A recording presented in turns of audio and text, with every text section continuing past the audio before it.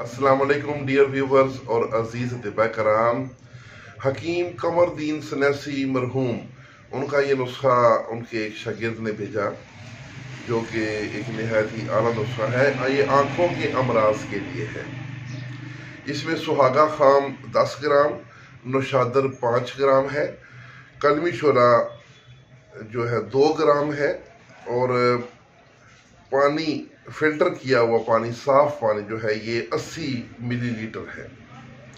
तो इनको धीमी आंच पे पानी में ये दवाइयाँ जो हैं डाल के इनको पकाएं। जब पानी गाढ़ा होने लगे तो उसको उतार कर घोंट लें और महफूज कर लें। हफ्ता में एक बार थोड़ा सा ये पतला करके सिलाई की मदद से आंखों में लगाएं।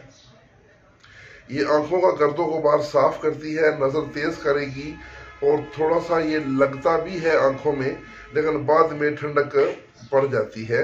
ये एक आजमुदा और मुजरब नुस्खा है आंखों के लिए। आंखों के बेशतर मसाइल का इसमें हल है। तो ये नुस्खा ज़रूर बना के इसको आजमाएं।